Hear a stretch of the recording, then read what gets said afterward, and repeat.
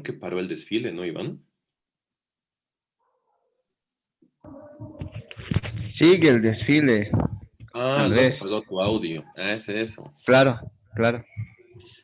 Ya estamos al aire, nos comentan los compañeros que nos están apoyando con la parte técnica y logística de Construyendo Crítica Boliviana. Eh, Empecemos con la parte introductoria, ¿les parece? Así damos tiempo a que las personas interesadas en este debate pues se vayan uniendo, ¿no? Y nos acompañen.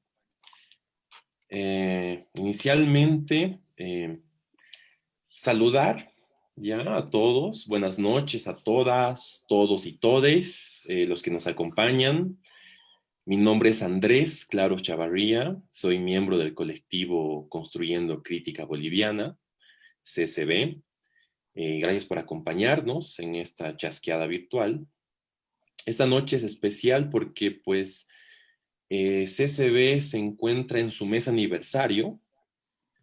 Ha pasado algo más de un año desde que con un grupo de colegas, amigos, ¿no? Todos, todas y todes cientistas sociales, preocupados por la crisis política del país, concretamente por los conflictos postelectorales del año pasado, nos organizamos para impulsar una plataforma, ¿no? Que aborde temáticas políticas, económicas y socioculturales con la finalidad de democratizar los espacios de producción del conocimiento científico, por un lado, y con la finalidad de promover el debate informado, por otro, ¿no? En la actualidad, Construyendo Crítica Boliviana ha crecido, nuevos miembros se han incorporado y nuevos proyectos están siendo impulsados, ¿no?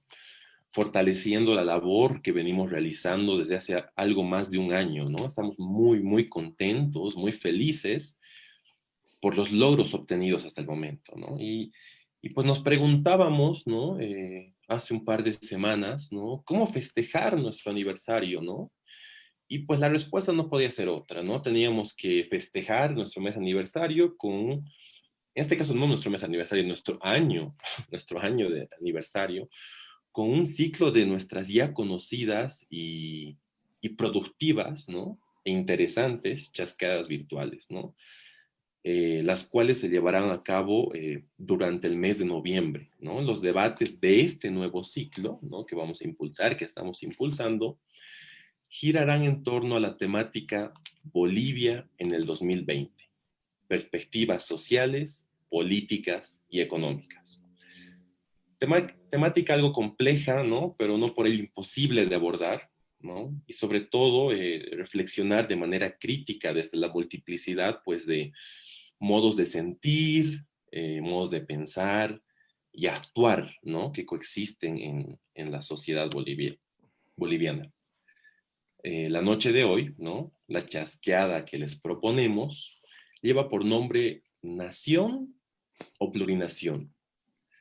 Para tratarla tenemos dos invitados, ¿no? Con criterios más que interesantes, ¿no? Que quisiera que se presenten ellos mismos, ¿ya? Para conocerlos un poco más. Vamos primero con Iván Apaza, ¿ya? Iván, bienvenido y gracias por estar esta noche con nosotros, ¿no? Cuéntanos un poco sobre ti, de qué área vienes, cuáles son las temáticas que tratas, analizas, reflexionas o investigas, ¿no? Adelante, Iván. Muy buenas noches a todos los compañeros, Andrés, Ignacio, Camilo, también a Daniel por invitarme, ¿no? A esta chasqueada virtual, ¿no? A este debate, a esta charla, a esta reflexión. Agradecido y muchas felicidades por aperturar, por este espacio de análisis política boliviana. Iván Apaza estudió literatura en la Normal de Gualizata, es profesor. También actualmente es estudiante de Sojía, de la Universidad Mayor de San Andrés. Y bueno, autor de dos libros, Colonialismo y contribución en el indianismo, y contra el indianismo y el catalanismo, ¿no? bueno, los temas que trabajo, que abordo son las formaciones sociales bolivianas, ¿no? Me gusta ver cómo los grupos sociales dentro de contextos sociales van formándose y van transformándose y obviamente bajo el influjo del Estado boliviano, ¿no? También me gusta, también abordo el tema, la formación del Estado boliviano, ¿no? Entonces son temas que a mí me encantan mucho y bueno, dispuesto a debatir aquí con Ignacio, con ustedes, eso. Perfecto, Iván. Muchas gracias, muchas gracias. Interesante el perfil desde donde vienes. Ahora vamos con Ignacio Vera. Gracias, Ignacio, por acompañarnos y aceptar nuestra invitación. Al igual que Iván, nuestro primer invitado, cuéntanos, ¿no? Tú sobre tu formación profesional, intereses en investigación, no sé, ¿no? Adelante, adelante, Ignacio. Muchísimas gracias a ti, Andrés, a Daniel por la invitación. Un placer poder compartir aquí algunas ideas con Iván también. Bueno, a ver, mira, Ignacio es politólogo y comunicador social de formación.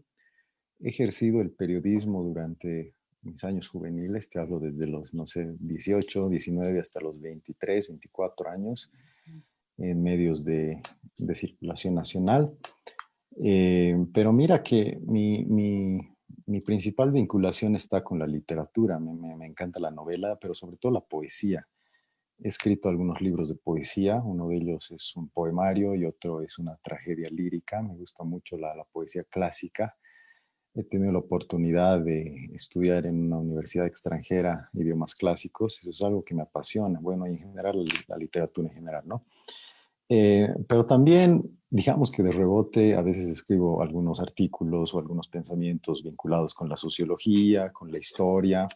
He estado 2 años en la carrera de historia en un intento fallido en la Universidad Mayor de San Andrés, pero la historia ciertamente es algo importantísimo, ¿no? Como decía Bertrand Russell, que es un pensador británico, la historia es de las ciencias, si no la más importante, de las más importantes que a que puede adscribirse un ser humano que quiera conocer realmente lo que es su entorno y lo que es el mismo. Entonces, y bueno, este espacio al que me han invitado aquí me parece muy importante, sobre todo por el tiempo en el que estamos viviendo ahora, no solamente como bolivianos, sino como latinos en general, ¿no? Incluso españoles, franceses están viviendo momentos trascendentales de la historia que tienen repercusión en la historia universal.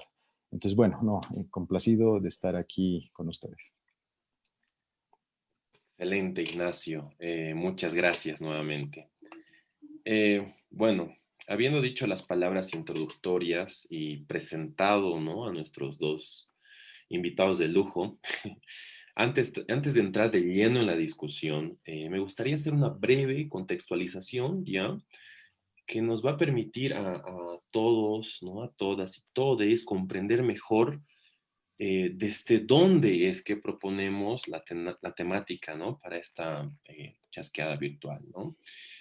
Pues como bien sabemos, los conflictos postelectorales de finales del año pasado, ¿no?, del 2019, han reorganizado el escenario social boliviano, ¿no? Concretamente, tensiones en torno a lo nacional y lo plurinacional han reconfigurado el espacio público, ¿no? Llevándonos a cuestionarnos respecto a los alcances reales del Estado plurinacional, ¿no? Y pues la pervivencia del Estado-nación, ¿no? Inevitablemente esta lucha, esta tensión, perdón, nos remite a las luchas por el reconocimiento de los pueblos indígenas, ¿no? Pueblos históricamente excluidos de la esfera del derecho, ¿no? Que con la instauración del Estado plurinacional, pues de alguna manera lograron una conquista histórica, ¿no? Como bien sabemos, la nueva constitución política del Estado, pues reconoce la existencia de esas 36 naciones indígenas, campesino, originarias, ¿no? En ese documento supremo, en este documento supremo, como es la Constitución, ¿no?, se garantiza la autonomía de dichas naciones, ¿no?, su autogobierno como ejercicio de la libre, ¿no?, de su libre autodeterminación, ¿no? de estas poblaciones, ¿no? Que comparten territorio, que comparten cultura, historia, lenguas y organización o instituciones jurídicas, ¿no?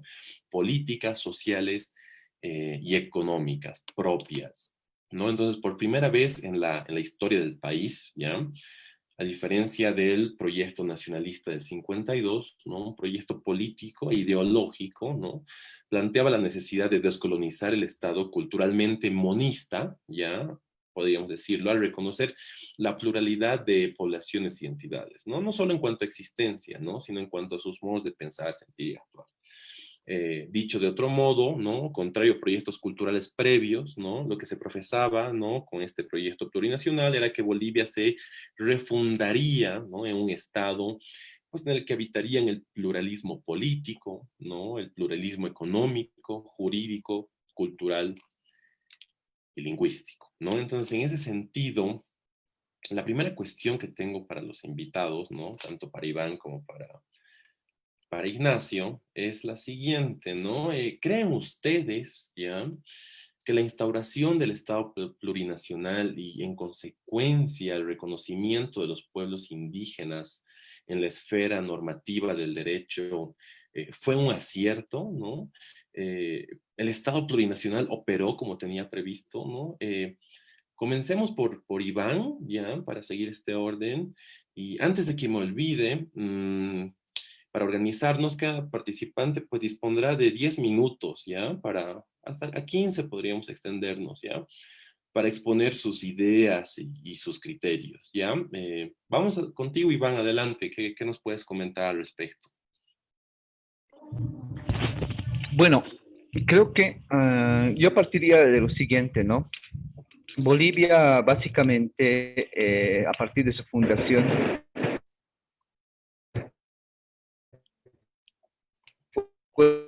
fue un estado, un fracaso social. Tenía, por ejemplo, derechos a la educación, ¿no? Y bueno, los indígenas o los denominados indios no tenían o no poseían, por ejemplo, la ciudadanía. Entonces, partiendo de Zabaleta y también de las posturas de Deinaga, Bolivia fue un estado excluyente que no integraba, por ejemplo, esa diversidad societal que existe en Bolivia y básicamente se fundó a partir de parámetros o heredó las estructuras sociales coloniales de la colonia, ¿no? Entonces, a partir de eso, de esa idea, podemos deducir de que la clase política estuvo conformada por esa misma casta social, ¿no? Y es esta casta social, es esta clase señorial que gobernó a espaldas de su sociedad, ¿no? Entonces, es como que Bolivia hasta el 52 tiene unos míseros indios que no saben leer y escribir, que no tienen actividad política, que no son influyentes incluso en actividades políticas, por ejemplo, a nivel legislatura o a nivel de construcción de líneas de Estado.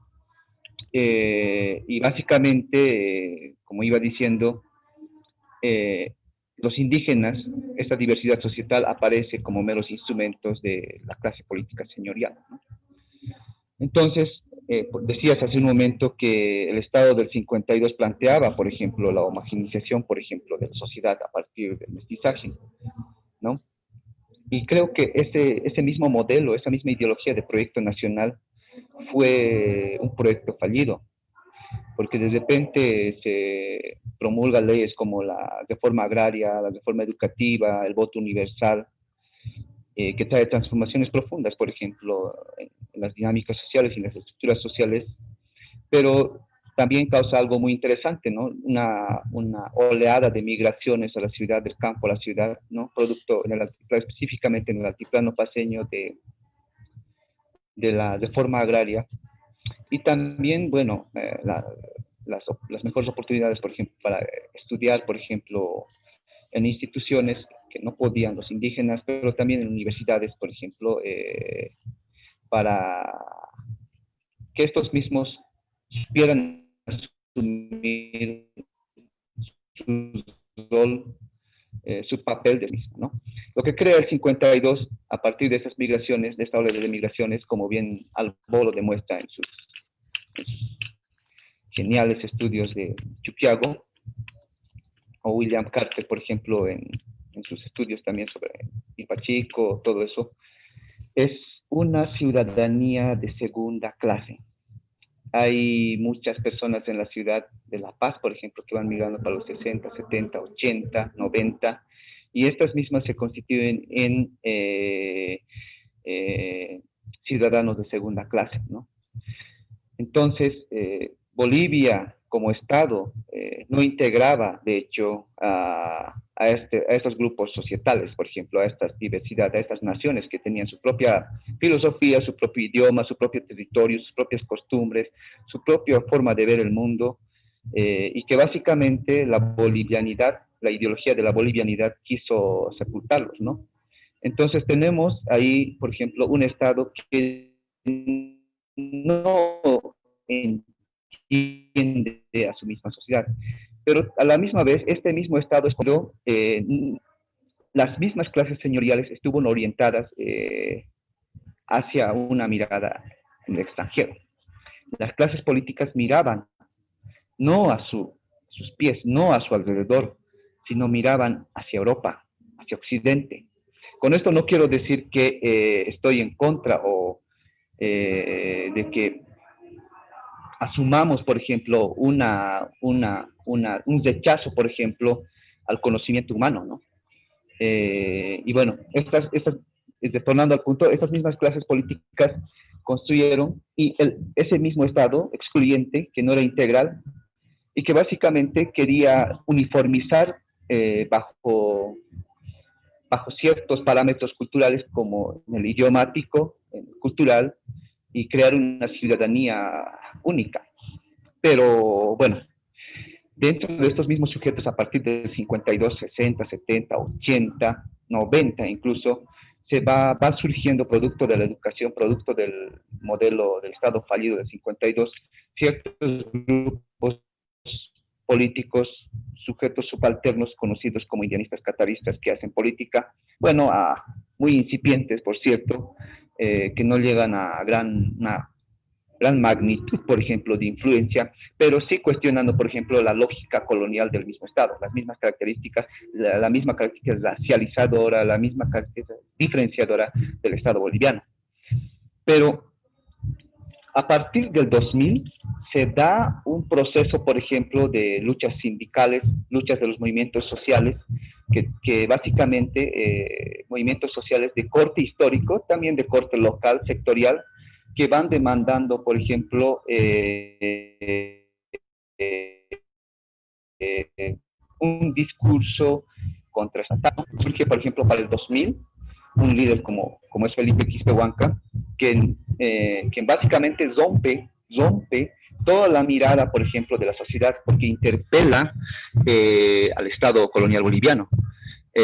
Y surge, por ejemplo, ya el discurso de las dos Bolivias, ¿no? Una Bolivia que gobierna a expensas, a espaldas de la otra Bolivia, que es la Bolivia profunda, que está constituida por varias naciones, por varias culturas, ¿no? Una Bolivia profunda que está en el campo, que está ahí en las ciudades barriendo las calles, trabajando de albañil, todo eso.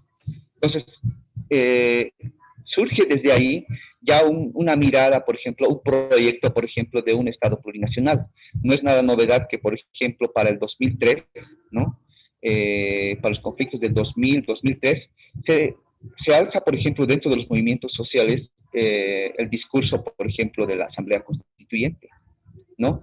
Donde, bueno, no estaba la Huipala, por ejemplo, y se trata de incluir, por ejemplo, en esta Asamblea Constituyente a toda esa diversidad societal, a todo este entramado social, ¿no? Que estaba excluida, por ejemplo, años atrás. Entonces, 2005, 2007, hay un proceso, por ejemplo, de activación de un proceso de cambios estructurales dentro del Estado y se construye, por ejemplo, un modelo de Estado plurinacional, ¿no? Hay una idea muy interesante de Zabaleta, por ejemplo, muy arcaica de hecho también, pero que refleja, por ejemplo, lo que es Bolivia y lo que debería ser Bolivia, es que Zabaleta dice, indica que Bolivia, el Estado boliviano, no representa la síntesis de la sociedad, ¿no? El Estado boliviano simplemente es un Estado que básicamente está orientado a un Estado monocultural.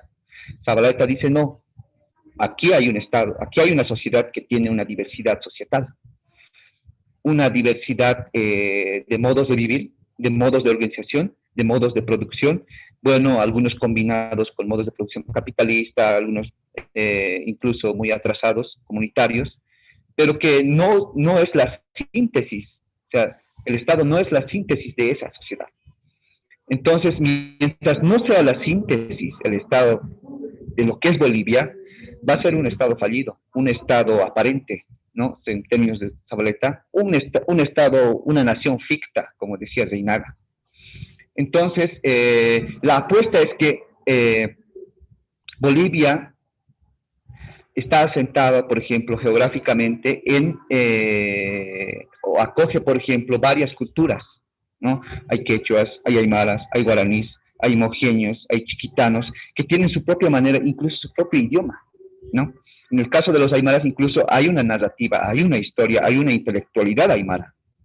De hecho, también está surgiendo, o por ejemplo, con Rufino Pasi, por ejemplo, una poesía aymara, escrita en aymara, ¿no? Entonces, el Estado, por ejemplo, antes del 2007 para adelante, no para atrás, era un Estado republicano, colonial. Entonces, es un proyecto, ¿no? que hemos venido viviendo, conviviendo a lo largo de muchos años, ¿no? Un ejemplo, quisiera poner, por ejemplo, James Durkheim Lane, por ejemplo, en la rebelión en las venas, muestra, por ejemplo, cómo a partir del 62, del 52, específicamente del 62, hasta el 80, hubo una serie de dictaduras militares que nos llevó a una crisis económica terrible. Y básicamente eso estuvo caracterizado porque la clase política no tuvo un proyecto que acogiera, por ejemplo, a todos los sectores sociales. Y Bolivia básicamente funciona corporativamente, ¿no? Hablaban de política.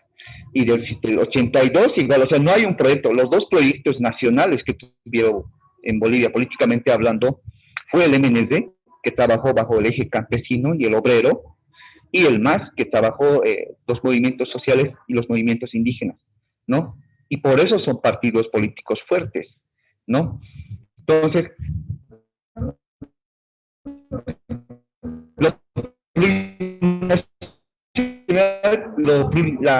el Estado de todo este entramado social, ¿no?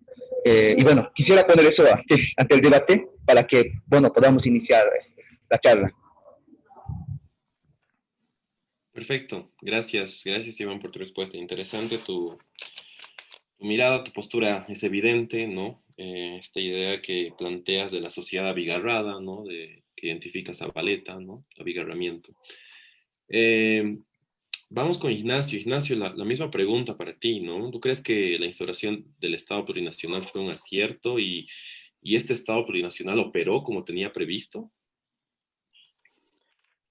Gracias. A ver, es que, bueno, la pregunta es realmente compleja, ¿no?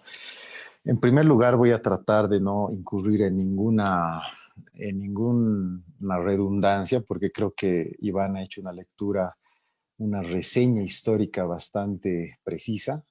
Hemos vivido en un estado explotador, en el cual el indio estaba totalmente relegado de la cosa pública, ¿no?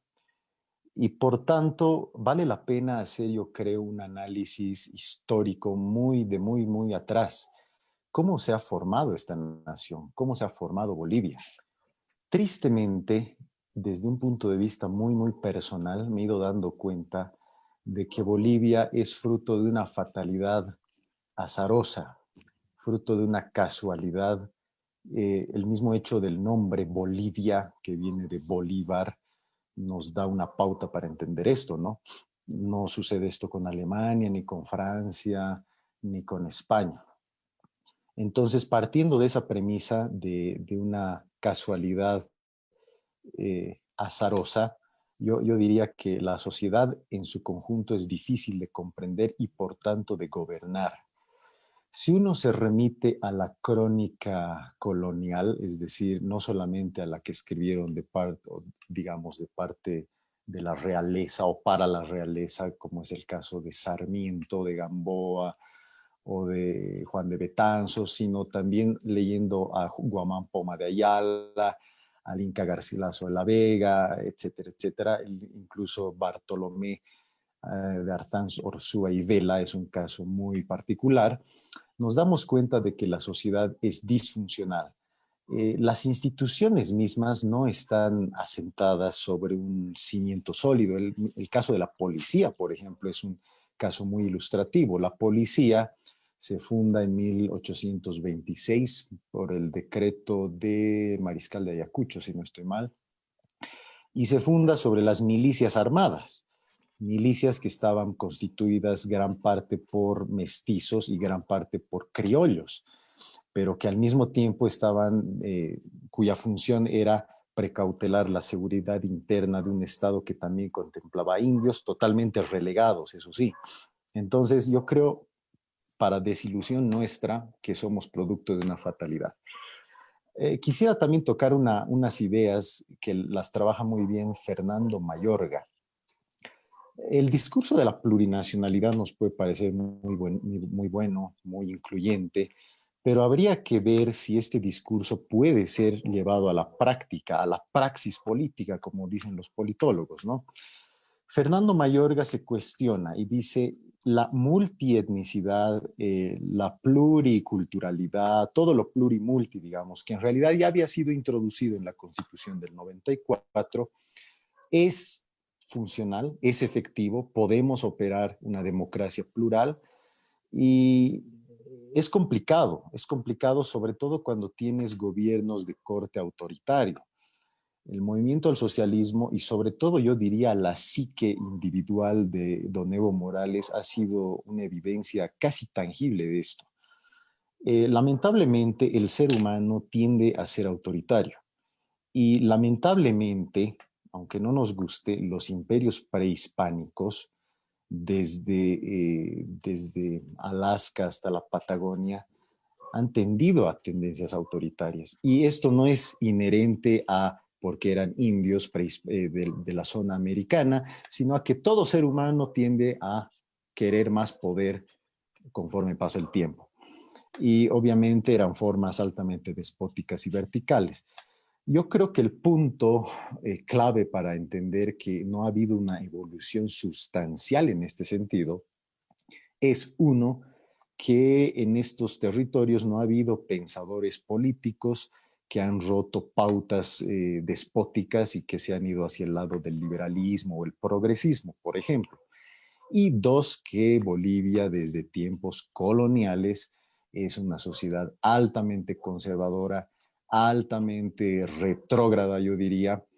Y aquí tomo una idea de don H.C.F. Mansilla, que también trabaja este asunto, que somos una sociedad, no la boliviana, sino la latinoamericana, que se ancla de ciertos principios culturales ancestrales bajo una forma, bajo un barniz revolucionario, pero que en la realidad somos altamente conservadores, o sea, conservamos nuestras viejas pautas de comportamiento propias, no solamente de los imperios prehispánicos, sino también de las instituciones coloniales que no eran funcionales. Eh, voy redondeando mi idea con algo que también es triste. El haber sido colonizados por la potencia europea occidental más retrógrada es también una de las explicaciones para que estemos sintiendo lo que estamos sintiendo. España no se distinguía precisamente por ser una potencia investigativa, científica, innovadora, liberal, no. Esas potencias eran Francia, era Inglaterra, era Alemania, ¿no? O la zona de Flandes, por ejemplo. España ha traído instituciones arcaicas que también eran corruptas. Si nos ponemos a pensar en la Santa Hermandad, por ejemplo, que era lo que es hoy la policía, o podría ser, haciendo una analogía forzada, Era una institución que se distinguía por la coima, por el soborno, en esos tiempos. Pero bien, analizando lo que ahora somos, el dilema es nación o plurinación. Yo diría ni uno ni lo otro. La nación, sea de izquierda o de derecha, el nacionalismo político es un componente altamente nocivo para la integración. Y la plurinacionalidad, pues bueno, mira, es algo demasiado complejo. O sea, en la retórica puede parecer bonito y de hecho suena bonito. Somos una nación plural que respeta los usos y costumbres, por ejemplo, el derecho consuetudinario de los pueblos aborígenes, pero eso llevado a la realidad, ahí ya nos pone en un conflicto realmente grande. Me voy al ejemplo del derecho consuetudinario. Los pueblos aborígenes, algunos que han practicado derecho consuetudinario en estos últimos años y no se han inscribido en el marco del derecho romano, digamos, han tenido serias deficiencias en el manejo de sus convictos, por ejemplo. No se sabe qué hacer con ellos o no se tiene una idea racional sobre ello. Y termino con una idea que puede parecer incómoda y molestosa para los progresistas. Yo creo que el progreso de todas las sociedades del mundo, sin exclusión, incluso el caso islámico es muy ilustrativo porque los islámicos, los maometanos, son muy celosos de lo suyo, ¿no? Se va a lograr a través de la apertura hacia la globalización, nos guste o no nos guste. No estoy haciendo una sacralización ni una apología de la cultura de la globalización, pero realmente es un elemento que nos puede vincular a todos, sin olvidar que tenemos una historia ancestral de siglos, de milenios, sin olvidar lo que somos, respetando nuestras identidades, sin olvidar nada de eso. Yo creo que un salto en realidad cualitativo importante que vamos a dar hacia el progreso es la aceptación de que existe una cultura mercantilista que nos puede dar una serie de bienestares en el campo de la tecnología, en el campo de la salud, en el campo de las telecomunicaciones, en el campo de los transportes, etcétera, etcétera, ¿no? Bien, creo que hasta ahí. Fantástico, Ignacio. Interesante postura. Ni nación ni plurinación planteas tú. Sobre el último punto, tengo algo que preguntarles a ambos, que me parece muy interesante, y es justamente en la esfera del derecho. Sin embargo, me gustaría volver a preguntar a Iván, al final, no sé si pudiste responderme la primera pregunta. ¿Tú crees que el Estado plurinacional operó como tenía previsto? Hasta el momento, ¿no? ¿Funciona? Eh, Ignacio nos acaba de explicar, pues, que él tiene serias dudas, ¿no? Eso, solo quería ese tu criterio y paso a otra parte que rescatando el comentario de Ignacio que me pareció fantástica. Entonces, Iván, esa parte quisiera nuevamente que nos expliques. Claro, claro. Yo quisiera hacer un poco más ágil la descripción, ¿no? Quisiera que Ignacio empieces a cortar como una charla común, así que como también yo pueda cortarte, ¿no? Interrumpir y charlar así, de modo más ameno, porque yo creo que están las ideas más geniales ahí. Solo eso. Respecto a lo que, primero quisiera responder a algunos argumentos que decía Ignacio, ¿no? Claro, Yo adelante. creo que respecto al autoritarismo y al conservadurismo, por ejemplo, de la sociedad boliviana, ¿no? Hay muchos factores, por ejemplo, que influyen, por ejemplo, para que se dé estos resultados, ¿no? De que Bolivia sea conservadora y autoritaria. No es que sea la excepcionalidad Bolivia del conservadurismo y del autoritarismo. De hecho, Latinoamérica, por ejemplo, América Latina tuvo una larga secuencia de presidentes militares que fueron autoritarios. Y si nos vamos a la idea de que no es simplemente Evo, por ejemplo, el autoritario, no, no es Evo, es la misma sociedad autoritaria. Es la misma, son las mismas estructuras sociales, los mismos imaginarios sociales que tienen estas características. Planteémonos dos cosas. 62, desde Barrientos hasta la apertura democrática, tuvimos muchos gobiernos autoritarios, militares, dictadores. Pero no simplemente eso. También, por ejemplo, Villazuel, Bush, Toro, fueron, por ejemplo, militares que gobernaron nuestro país. Entonces podemos tener ahí, simplemente ahí, Estimado en Iván, estos dos... una precisión, ¿me permites? Perdón.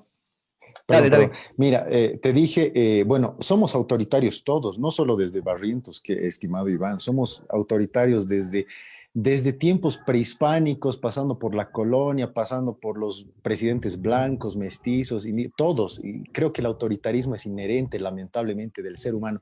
Lo que dije, y aquí está el punto, es que hay gobiernos como el de Evo Morales que utilizan el progresismo, el cambio. Estamos yendo a otra parte, a un gobierno descentralizado y plural, y no lo practican. Ese es mi punto. Ya, ya, entonces, volviendo, no voy a hacer aquí una especificación, por ejemplo, psicológica de la psique individual.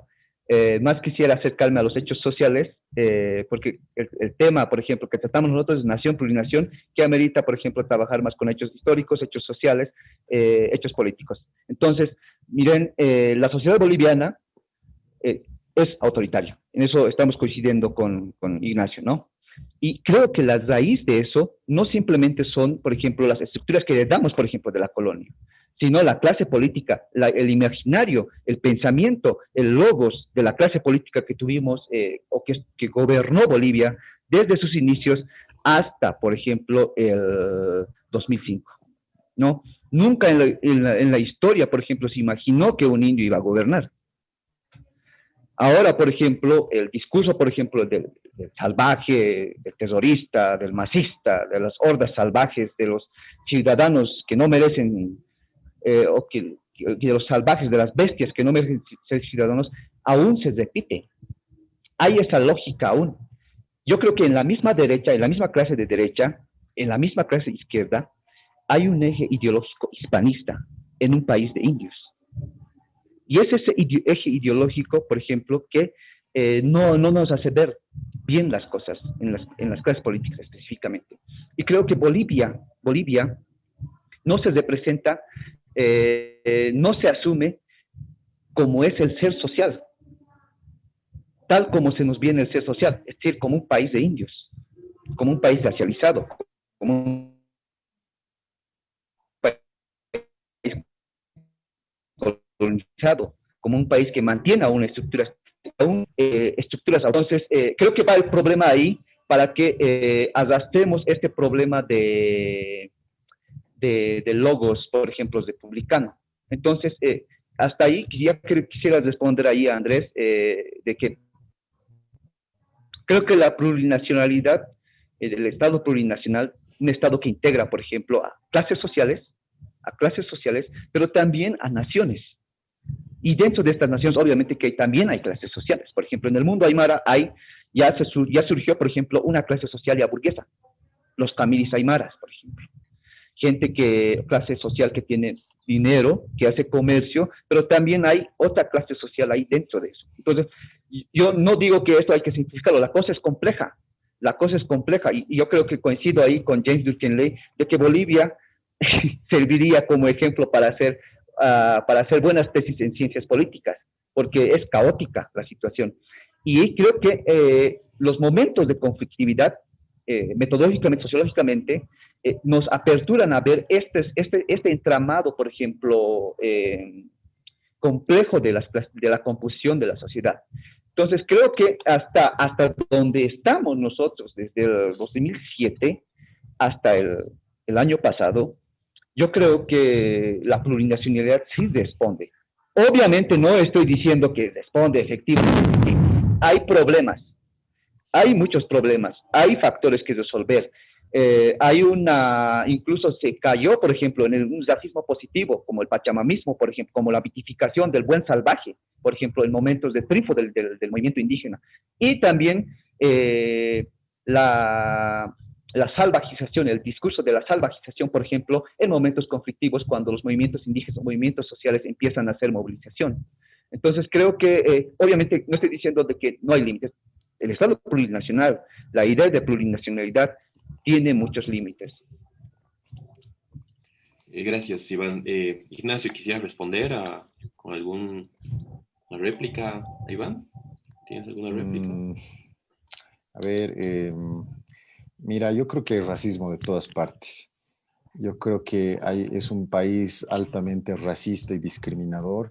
Y vuelvo sobre el punto, estas mentalidades arcaicas, porque son arcaicas, una mentalidad moderna es una mentalidad abierta, son fruto justamente de las instituciones. Y no es culpa del indio, del nativo, del aborigen, no, no lo es. Es fruto de un Estado que ha sido excluyente y de un Estado que no ha puesto escuelas en las zonas rurales y de un Estado oligárquico que ha nacido en 1880 luego de la Guerra del Pacífico y que podría decirse que se cierra en el 52 y que de ahí nace una nueva etapa que se cierra en 2006, ¿no?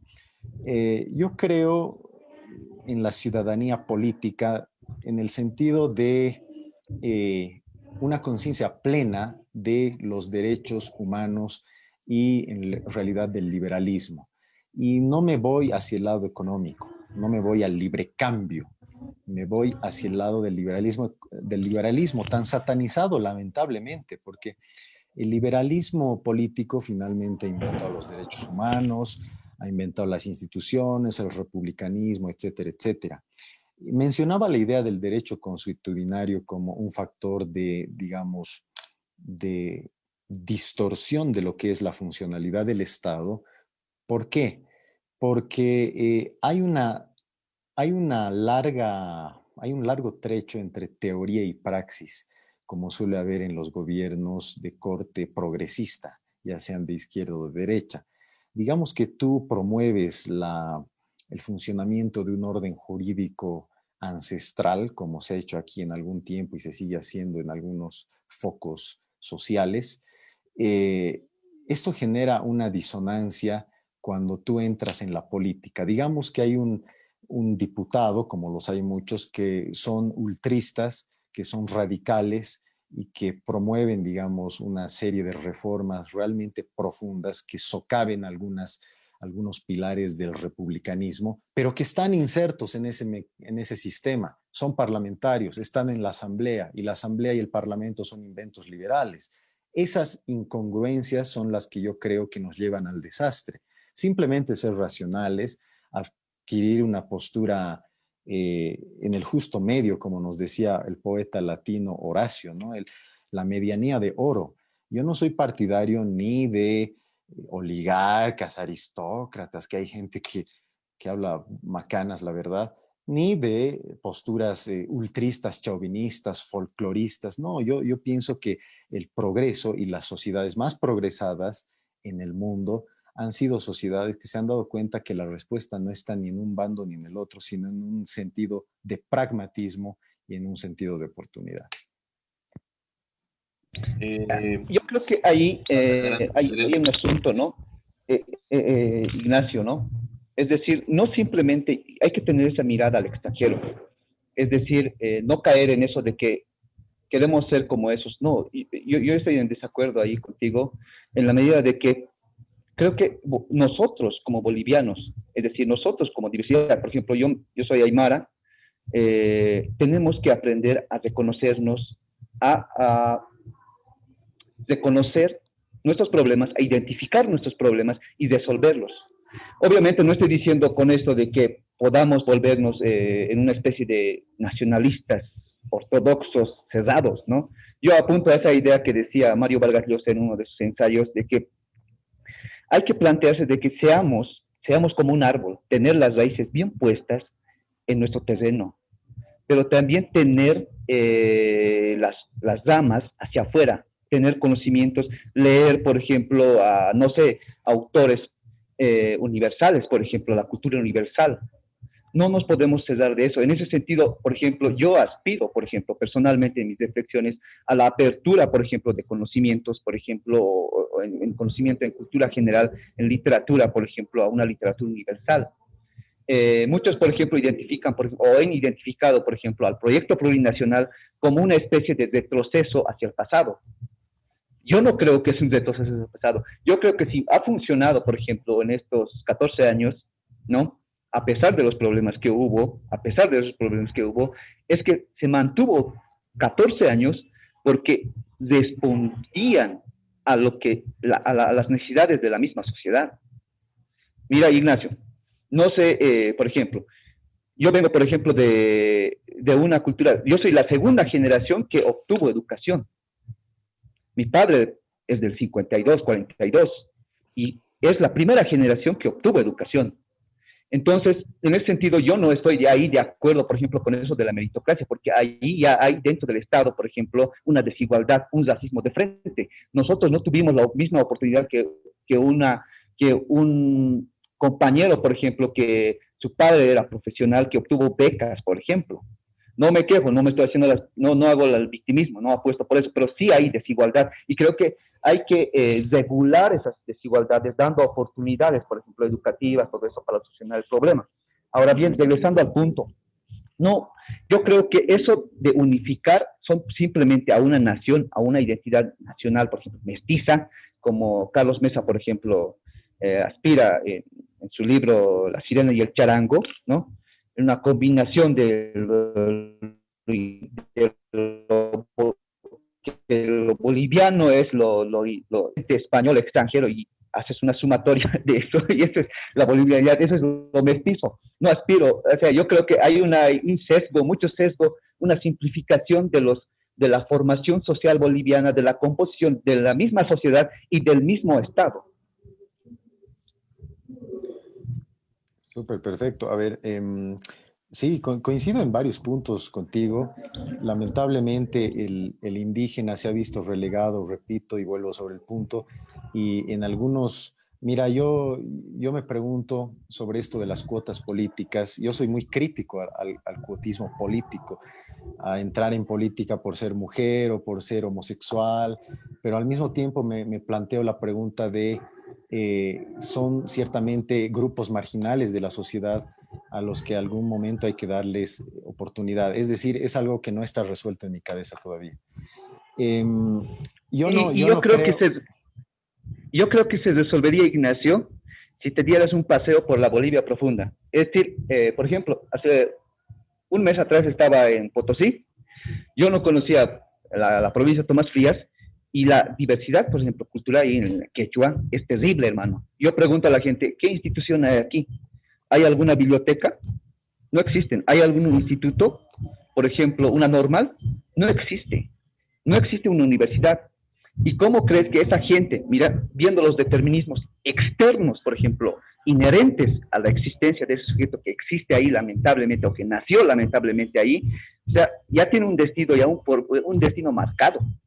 A menos que tú fueras ahí y dones la biblioteca que está ahí adentro, detrás tuyo, y bueno, cambiaría la sociedad. Pero yo creo que nos falta eso. O sea, la cuestión es no reconocernos, por ejemplo. Dentro de los grupos indianistas, no reconocemos, por ejemplo, considero ahí yo, conozco ese error, el mundo social, por ejemplo, de los jailones o de la zona sur. Pero la zona sur, los jailones, los aras, existen, pero no dialogamos, simplemente lo anulamos. Y ese es el error, por ejemplo, que cometemos cuando hablamos de estas ciertas reflexiones.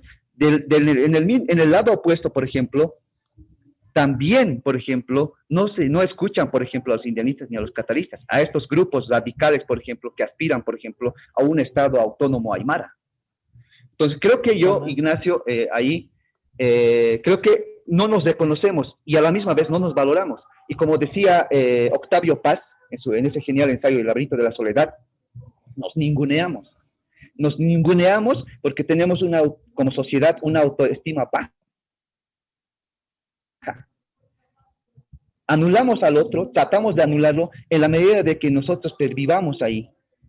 Entonces, el nadismo, como dice Octavio Paz en ese libro, que se publicó, no sé, en el 50, 54, y pasó y es aún vigente, y es una problemática todavía, el problema de México todavía trasciende aquí. Entonces, creo que lo que falta aquí, en mi modo de ver también, Andrés y Camilo, es ese debate, ese debate de propuestas, ¿no?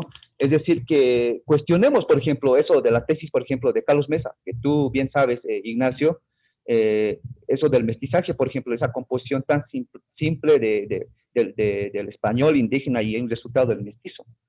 Entonces, yo creo que, Ignacio, hace falta eso, de conocer, ir a cada parte donde un niño Zuzal, ahí lejano o en el alto, en la ceja, ver esa gente, por qué está así, ver por qué el Estado boliviano, o por qué el hemiciclo del Estado boliviano es tan chico y no hemos progresado, o sea, tantos años y ni siquiera podemos hacer un hemiciclo grande, concorde para un debate, porque ahí se duermen porque no corresponde a los factores externos ahí. Bueno, no sé qué opiniones tienes respecto a lo que yo lanzo. No, o sea, sí, coincido. Perdón. Solo un segundo. Hay muchas personas que nos están viendo. Quería decirles a todos los que nos acompañan, pues que pueden escribir sus cuestiones, sus preguntas para los invitados, ¿no? En torno al debate nación o plurinación, ¿no? Las preguntas serán respondidas en unos minutos más por nuestros invitados. Mientras tanto, continuamos. Adelante, Ignacio, disculpa que te haya interrumpido.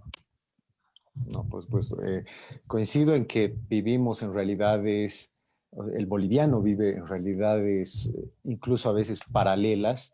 No es casualidad que la historia de la Bolivia, de los presidentes, de las élites, de los grupos de poder, de las oligarquías y aristocracias sea una historia oficial, y recién desde los años 60 se haya empezado a desentrañar una historia india, ¿no? El movimiento de Tupac Katari, el movimiento de Zárate Vilca. Entonces hemos vivido en un paralelismo y seguimos en ese paralelismo. Eso es lo triste, que no nos logramos entender.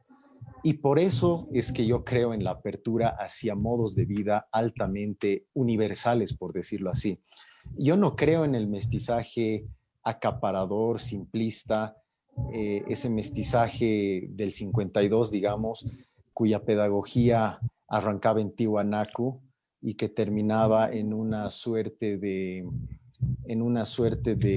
hombre ciudadano a lo francés, que sabía de las instituciones y que sabía de los derechos humanos, porque no era el reflejo fiel de lo que era Bolivia ese entonces, ni tampoco hoy.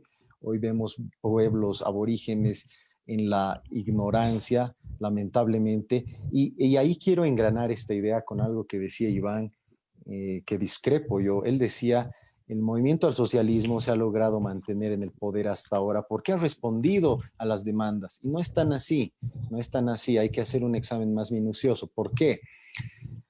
Claro, ha respondido a las demandas, yo creo, del subsidio, de las rentas, de los bonos, de un Estado altamente paternalista y subsidiario. Y esto se debe a la lamentable y triste ignorancia que persiste en algunos grupos sociales, marginales. No se dan cuenta que eso no hace progresar a un Estado. No se dan cuenta que el crecimiento que nos muestran en las gráficas, el crecimiento económico, no es un sinónimo del desarrollo, de un índice de desarrollo humano. Entonces, no es nomás decir que un gobierno a través del sufragio se mantiene con toda legitimidad por una cuestión de que ha respondido, sino por otras, es decir, eso lo estudia la ciencia política, ¿no? Y estamos entrando al análisis del poder, pero son otros factores un poco más complejos. Pero Ignacio, o sea, tú dices, mira, estás diciendo algo tácitamente, ¿no? Si el MAS se ha mantenido es porque hay seguidores ignorantes, dices eso. Hay una sociedad ignorante. Y no lo digo en modo de desprecio, por si acaso. Ya, pero yo no creo que esa sociedad sea ignorante en el sentido estricto del término, ¿no? Porque básicamente, partiendo de las ideas de Gramsci, en la filosofía de la praxis, todos filosofamos. Absolutamente, desde el zapatero, desde el albañil, hay una técnica para elaborar, para hacer un concreto, un zapato, para desarrollar eso. No son ignorantes, simplemente que ahí no hay ideas sistematizadas. No esperemos decir, por ejemplo, que este albañil tiene que hacer un libro como de Bertrand Russell, por ejemplo, perspectiva científica. No lo van a hacer, porque no tiene tiempo para hacerlo, no tiene la comodidad para hacerlo. Está trabajando de albañil, de 8 de la mañana ingresas a trabajar, mascas coca unos 10 minutos, incluso más antes todavía. Chajreas a las 10 de la mañana, comes alguito, pan con Coca-Cola, pan con Fanta, almuerzas, luego de almorzar sarreas otra vez y luego te vienes a la casa cansado. No hay fuerzas para leer Ignacio en esa estructura. Y no es que nosotros, por ejemplo, o no es que yo o justifique a este albañil, que también tiene técnica. Imagina, yo te pongo un ejemplo, Ignacio. ¿Cómo crees que hacen una columna, un concreto, o eso que llamamos un machón? Hay una técnica. El albañil tiene que seguir ciertos procedimientos. No lo puedes llamar a eso ignorante. Ahora, no sé si llamarás ignorante en la medida de que apoyan estos al MAS. Yo no creo que sea así. La cuestión es que dentro del MAS, el MAS es un partido orgánico, corporativo, y en tanto hay una organización social, hay un voto firme, seguro, fuerte, porque el MAS le va a dar proyectos y ese proyecto va a resolver sus problemas. Es por eso el voto duro del MAS.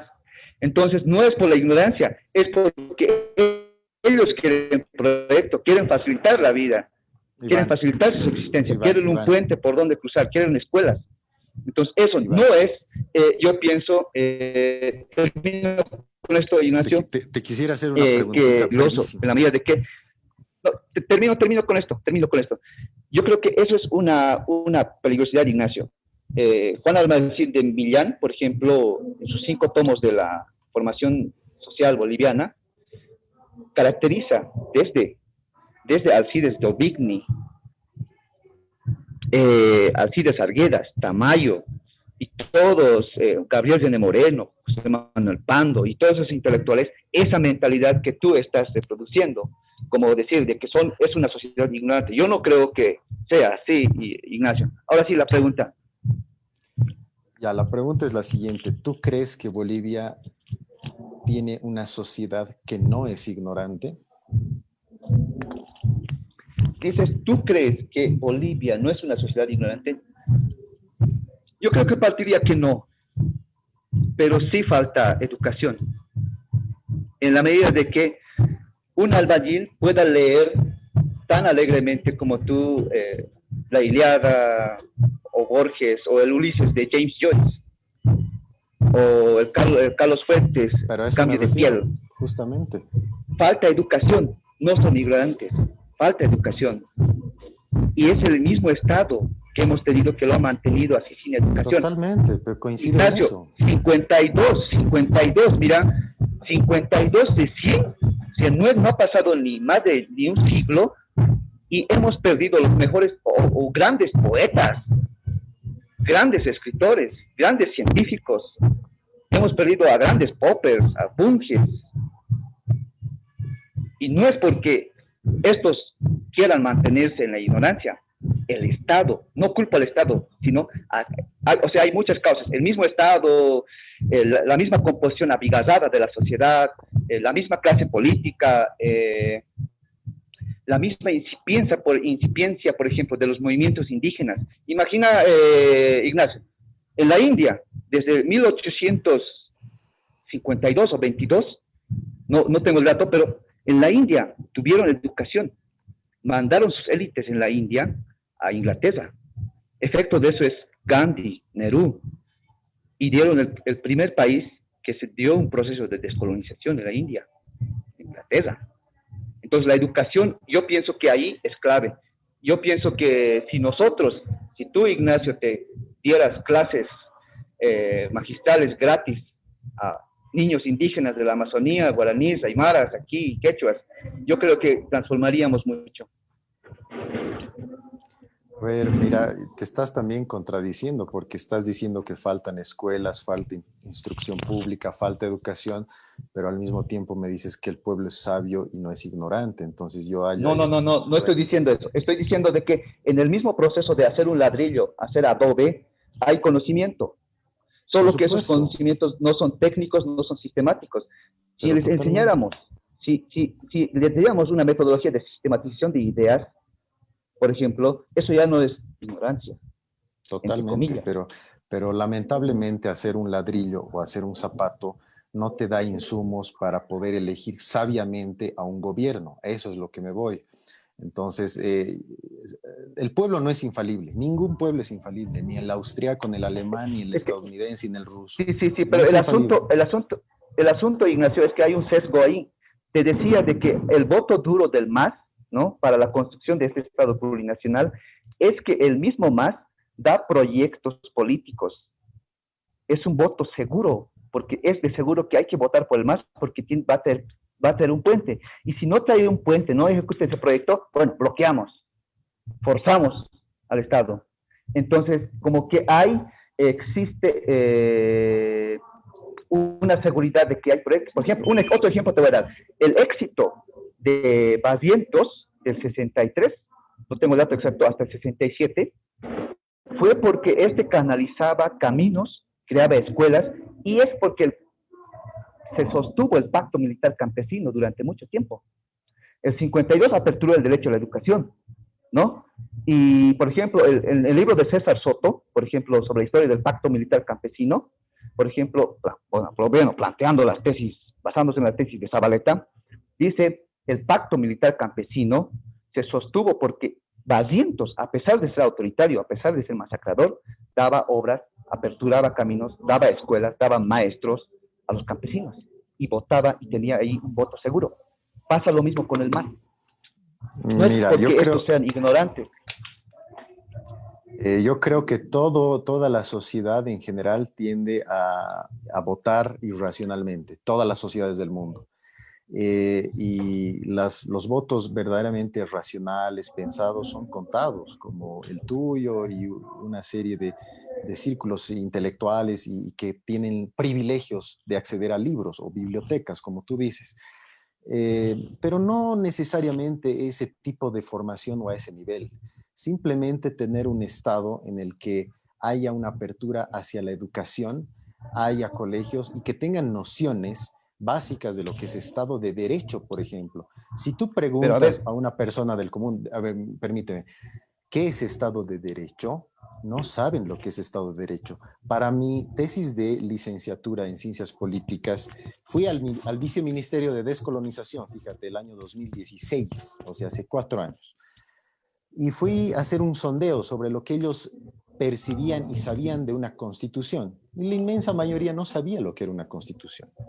Entonces, a ese tipo de ignorancia me refiero, a ese tipo de deficiencia. No, obviamente que todos sabemos hacer algo, si no nos moriríamos de hambre. El zapatero en su muy digno trabajo, y lo digo en serio, trabaja todos los días y quizá no tiene tiempo para instruirse. Eso es culpa del Estado subsidiario, del Estado paternalista. Y la gran mayoría de las personas vota por el MAS porque piensa que ese es un proyecto es decir, a largo plazo, un proyecto sostenible y no lo es, lamentablemente. Ahora, no estoy haciendo aquí una alabanza de la oposición al MAS, que tiene muchas deficiencias y que justamente ha demostrado sus mayores debilidades en la última elección. Hay que hacer ahí una revisión y hay que ser también muy críticos con la oposición.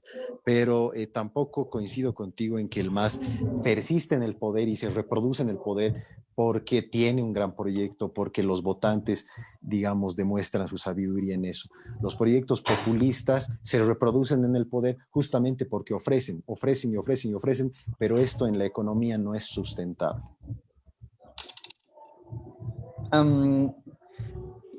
Terminando con esto, Andrés, Ignacio, Camilo también y a todos nuestros oyentes, a lo que iba, creo que el planteamiento tuyo no es, no digo que no es, sino creo que son hipótesis, son ideas que no están comprobadas. O sea,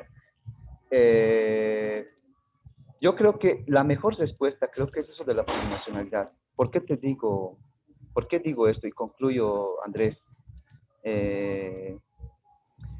Porque mira, Bolivia tiene una composición de muchas culturas. Fijémonos en que hay niños, yo digo eso como maestro, hay niños, por ejemplo, que tienen sus propios idiomas y cuando yo empiezo a explicar, por ejemplo, en español, se les hace un poco complicado entender, ¿no? Entonces, ¿cómo podemos tener una educación? Tuvimos una educación meramente idioma español desde el 52 para adelante, y básicamente tuvimos como una manera de occidentalización, de españolización. Imaginemos que homogenizamos, vamos a perder muchas cosas. Una, mira, tú sabes eso bien, tú que estudias, Ignacio, literatura, te apasiona la literatura, que un idioma incluso es una manera de ver el mundo. Leer un poema en el original, en el inglés, no sé, un T.S. Eliot, un Emerson, es distinto a que leer una traducción en español. Leer un poema en aymara es muy distinto a leer una traducción de la aymara al español. Entonces, yo creo que hay factores, por ejemplo, hay problemas, muchos problemas, dentro de la construcción de este mismo Estado plurinacional, pero regresar, yo creo que en la pregunta, Andrés, en el esquema que nos dieron plantear, el regreso, por ejemplo, a un Estado republicano como la derecha aspira, creo que sería un error muy garrafal, porque sería un Estado homogeneizador. ¿Qué es la derecha, estimado Iván? ¿Qué es la derecha? La derecha, a ver, es una línea política, una doctrina política, que se deriva también en una práctica política bajo ciertos principios liberales, ¿no? Liberales, y que básicamente en Bolivia tiene un eje ideológico hispánico, en un país de indios. Bueno, caracterizaríamos muchas cosas sobre la derecha boliviana, por ejemplo, como clase política de derecha. Pero en ese sentido, o sea, hay varios partidos políticos en Bolivia. Si me preguntas en ese sentido, bueno, sería la respuesta, no sé, diferente.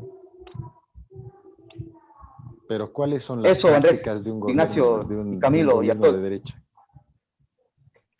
Hola, hola. Yo creo que, Adelante. a ver, Quisiera que respondas esto más y vamos con las preguntas de los que nos están viendo, por favor. Ya, yo creo que caracterizando, por ejemplo, a un partido, especifiquemos, y a partir de eso voy a poder explicar las características de un partido político de derecha como Comunidad Ciudadana, ¿no? Comunidad Ciudadana es un partido político de derecha, tiene un eje ideológico hispanista, ¿no? Liberal, económicamente incluso, en la línea económica, de la capitalizar las empresas, de ver, universalizar, por ejemplo, en el mismo sentido, hay mismos intelectuales que aspiran, por ejemplo, a la occidentalización, negar, por ejemplo, los elementos culturales en potencia de los pueblos indígenas. Pero nunca Comunidad Ciudadana que yo sepa ha negado ninguna potencialidad de ningún pueblo indígena. Ya, es otro debate, Ignacio. Mira, y nos estamos saliendo del marco del debate. O sea, el debate de la plurinacionalidad o nación, ¿no? No me queda claro que es derecho, pero bueno, ya. Está fantástico. Claro. Está fantástico el diálogo entre los dos, Ignacio y Iván. Realmente una chasqueada. Es que yo creo que es una simplificación esto de la izquierda y la derecha. Mira, la izquierda, como partidos como el de Lenin en 1924, ha tenido que implementar la nueva política económica, que era una capitalización y una privatización masiva. O partidos de derecha, entre comillas, han tenido que practicar políticas colectivistas.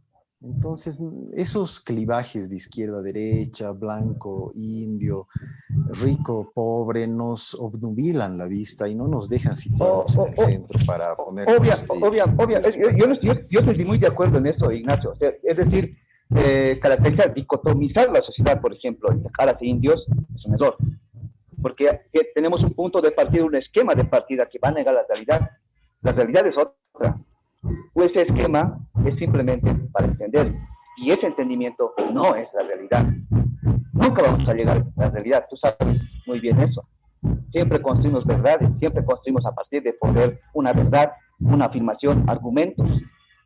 Entonces, y bueno, caracterizar la izquierda, por ejemplo, Lenin es otro mundo. Yo prefiero partir la caracterización, por ejemplo, de la izquierda. Podemos debatir sobre eso, la formación de la izquierda boliviana o la formación política de la clase política de derecha, por ejemplo. Que de hecho, dicho sea de paso, las élites que se encumbran en el poder, que se encumbran con un discurso de izquierda, terminan como cúpulas altamente cerradas, como plutocracias y roscas, ¿no? Y que terminan ejecutando las mismas prácticas de los odiados agentes de derecha. Eso es solo un apunte histórico. Es que ese es ahí, nos damos de cuenta, mira, ese es el punto. Es decir, nos acusamos.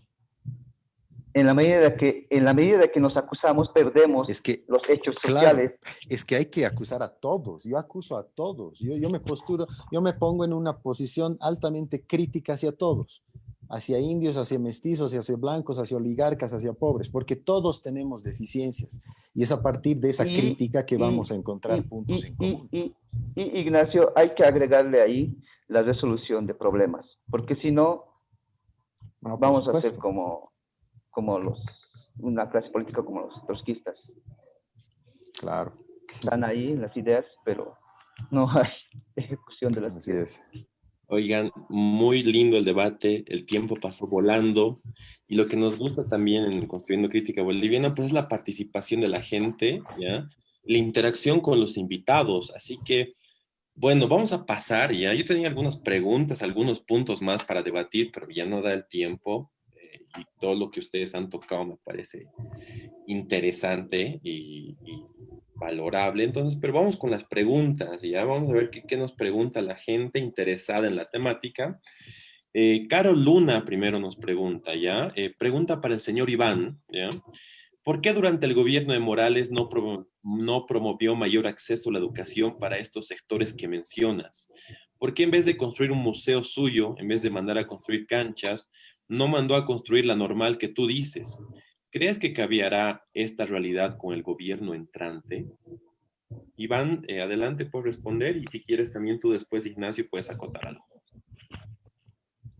Yo no sé la razón por qué yo no he hecho un estudio serio, por ejemplo, de estos 14 años del gobierno de Evo Morales. Sí sé, por ejemplo, de cómo el Estado integró a muchas culturas, integró eso que llamamos la Bolivia profunda. Pero bueno, yo no le voy a decir que no voy a estar en el cerebro de Roberto Aguilar ni de ningún otro por qué se construyeron esas cosas. Sería especular. Y como no sé, no tengo la respuesta. Ignacio, ¿quieres agregar algo tú? No, yo menos, no, yo no soy agente del MAS, pero a ver, podría intuir que es un gobierno populista y como todo gobierno populista, sea de izquierda o de derecha, es irresponsable, no tiene una visión sustentable. Entonces, tienden a prometer cosas y hacer, digamos, como ese museo que tú dices, culto a la personalidad, una maquinaria propagandística y comunicacional atroz. Ese tipo de cosas son propios de los gobiernos populistas. Entonces yo creo que el populismo es aquí la razón. Pero por lo menos hay un museo en Tiwanaku que nos puede facilitar, por ejemplo, a los denominados indios asistir ahí. Por lo menos hay un museo en Orinoca donde los indígenas pueden asistir. Y no museos, por ejemplo, que aquí hay que pagar mucho y son deficientes. Yo creo que hacer canchas también hace bien, porque ¿dónde no está el fútbol? Pero nadie lo ¿Dónde usa. no está en el alto el fútbol? Pero la cuestión es que no lo usan. La cuestión es que hay que quitar esos candados, hay que quitar esos candados y hay que promover ahí, hay que responder ahí a los jóvenes. Es decir, yo fui, por ejemplo, practicaba el atletismo y el Estado, por ejemplo, antes, sí, el Estado, por ejemplo, no nos daba becas, no nos pagaba la leche, la alimentación, cosa que si nos pagaba una beca completa, bueno, pues nosotros estaríamos dando una marca en el campeonato olímpico. La cuestión es esa. Entonces, yo no tengo la seguridad, por ejemplo, puedo especular mucho, Andrés, Ignacio, Camilo y a los que nos siguen para dar esta respuesta. Y bueno, que tiene ya más o menos algo de un debate político. Súper, vamos con la siguiente pregunta. Esta es para Ignacio. La pregunta es de René Alejandro Canedo Peñaranda. Dice, la idea de ignorancia que el señor Vera suscribe me parece que es segregadora, ¿o no? Y en esa línea, ¿a qué concepto de racionalidad se refería el señor Vera? O sea, ¿hay una racionalidad única? Adelante, Ignacio, y puedes acotar si quieres después, Iván. A ver, el señor Canedo hace una pregunta bastante compleja que no permite un análisis superficial, pero en pocas palabras le diría que no, es decir, yo no, como político, si fuera político de la cosa pública en este momento, no apelo a una racionalidad a lo Descartes o a un tipo sabio que se trague libros en bibliotecas, simplemente a personas que sepan qué es Estado de Derecho, qué son libertades ciudadanas, qué es Constitución, qué son los derechos humanos y una serie de elementos básicos que nos permiten ser entes funcionales, es decir, personas que convivan en democracia y en un Estado civilizado. No ser filósofos. Iván. Yo creo que este es el problema, Ignacio, y de la derecha. Calificar, por ejemplo, a este pueblo de ignorantes, calificar de salvajes, calificar de hordas, calificar de un Estado no civilizado. Pero estimado, yo no he dicho salvajes ni hordas. He dicho que No, pero hago alusión a esa misma línea ideológica, por ejemplo, que surgió, por ejemplo, en noviembre, después de noviembre. Pero a la misma vez, o sea, repetimos, Ignacio, esa misma lógica, por ejemplo, de Alcides Arguedas, Moreno, Pando y todos esos intelectuales que influyeron mucho en el país. Porque todo lo que estos intelectuales hablaban bajaba a la opinión pública y la opinión pública expandía. Entonces creo que el problema, hay que reflexionarlo eso. Eso que dices, hay que cuestionarlo mucho, Ignacio, porque nos lleva a un sesgo. Es como decir como los indianistas dicen, todo lo cara es malo, y a todos los caras hay que botarlos del país, y hay que mandarlos a su madre patria. Eso es un error. Ellos también habitan ese territorio, y hay que aceptar su existencia. La cuestión es resolver problemas, no complejar los problemas. Eso. Álvaro Aguilar nos pregunta, ambos panelistas, ¿no creen que los conceptos de nación y plurinación responden a al contexto donde han sido enunciados? ¿O son conceptos anacrónicos? Pregunta él. Adelante, vamos con Ignacio. A ver, mira, en algunas cosas yo soy altamente conservador y en otras altamente liberal y progresista. Y en este sentido, yo creo que la nación y la plurinación son conceptos ciertamente viejos, más que todo lo de la nación, ¿no? Yo creo en la ciudadanía universal y vuelvo sobre el punto, a pesar de que parezca cansón, cargoso y machacón.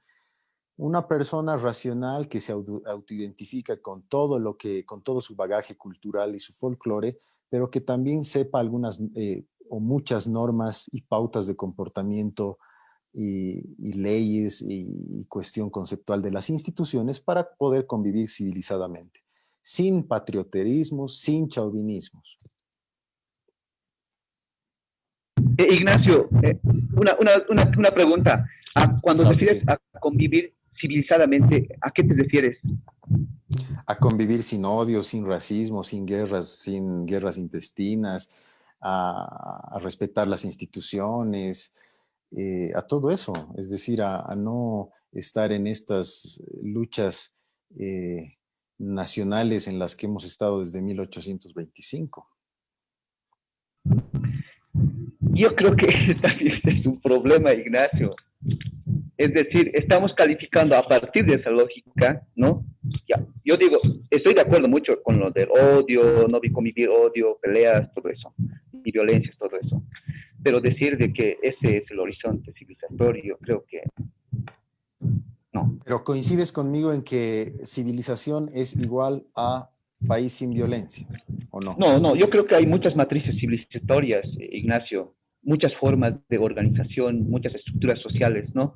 Hay una civilización occidental, ¿no? Que tiene muchas características éticas, por ejemplo, como la democracia, ¿no? Disenso, consenso, votos, representatividad. Yo estoy muy de acuerdo. Occidente construyó eso. No seríamos efecto, por ejemplo, mira, Occidente también construyó mucha literatura, construyó grandes filósofos. Uno lee apasionadamente aquí a esos filósofos. Tú lees literatura clásica, Epicúreos, Sófocles y todos esos trágicos, por ejemplo, ¿no? Pero también de este lado hay otra civilización con sus propias formas de organización. ¿Por qué crees, Ignacio, que, por ejemplo, el AINI, que es una estructura social, que es un modo de convivencialidad, pervive hasta ahora? Es ancestral, época de los incarios, mucho más atrás. ¿Por qué crees que los aymaras están haciendo AINI en los cholets Pero a ver, Iván, cuando yo soy bien uno se crítico en gradúa y esto. está con 10 cajas de Ujú. cerveza? Pero escúchame. Entonces, ahí hay una organización. Fuera de las cosas que puedes caracterizar o podemos caracterizar de que si son pésimas, malas, no sé. Pero hay una forma organizativa, hay una forma de ver, hay un idioma, hay una cultura, hay una religión, y eso es una civilización. Entonces, no simplemente hay, por ejemplo, una civilización que hay que respetarlas. Bueno, aunque parece sentido antropológico, ¿no? Ya Ya. estoy saliendo del tema. Pero quisiera responder a lo que decía el compañero Andrés. ¿No? ¿Me haces la pregunta? ¿Me repites la pregunta, por favor? Sí, de Y alto calidad. luego, ya. ¿No creen que los conceptos de Ah, nacionalización responden al contexto donde han sido enunciados o son anacrónicos? no hay que buscarles si son antiguos o nuevos. Pienso si la cuestión es que estos conceptos, estos esquemas, estos proyectos puedan servirnos a entendernos, digamos, como sociedad, a resolver nuestros problemas. No hay que buscarle, yo pienso, si son anacrónicos.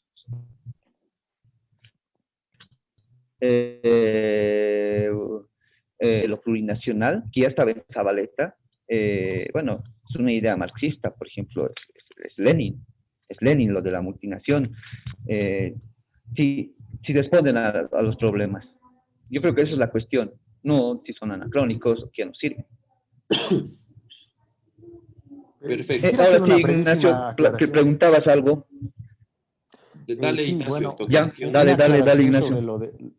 sobre lo de Lenin. Lenin, como buen marxista que era, como buen ortodoxo que era, no apostaba por ninguna nación. Él creía en el movimiento proletario internacional.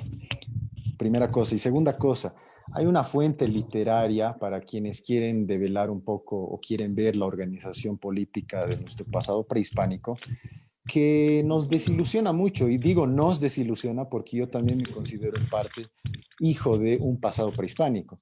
Y esta fuente es el Ollantay, que está escrito en quechua, que es un drama, es una pieza teatral, en el cual Ollanta, que es un jefe militar, quiere conquistar a la hija del Inca. Y la hija del Inca era una persona de la nobleza, obviamente, pero su padre, que era el Inca, no la deja enamorar con Ollantay, porque no pertenecía a su misma clase social. Y esto nos deja ver una organización política que había ciertamente, pero que no contemplaba ningún tipo de asamblea o de juzgado imparcial. Eh, es decir, para nuestra desilusión, estimado público, éramos realmente sociedades altamente verticalistas y despóticas.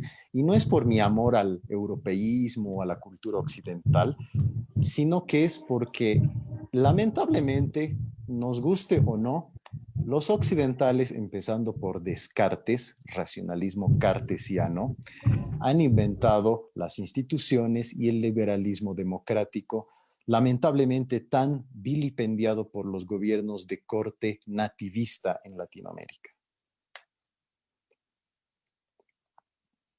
Eh, Perfecto, Ignacio. Vamos con la última pregunta para cerrar. Nos hemos pasado ya, pero muy interesante todo el debate, las opiniones, los criterios de cada uno.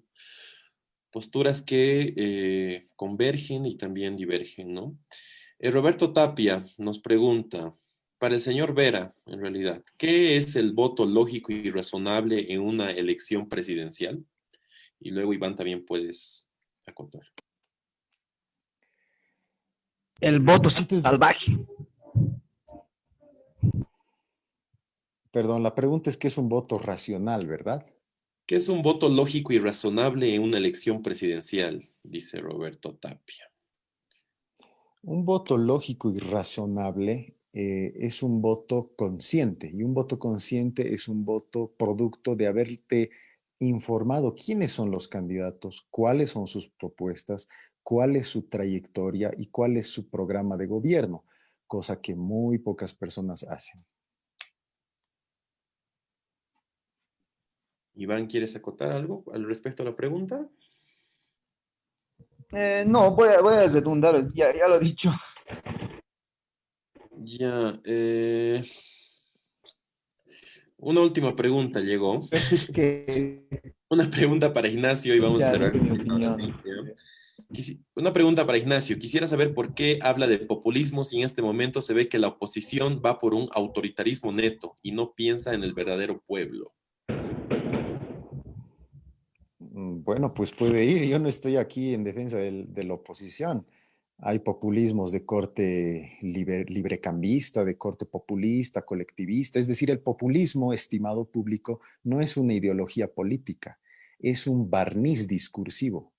Es decir, es como lo que decía Walter Guevara Arce acerca del nacionalismo, es como un recipiente de vidrio al cual le puedes echar aceite, le puedes echar vino, agua, etcétera, etcétera. Entonces hay populismos de todo corte.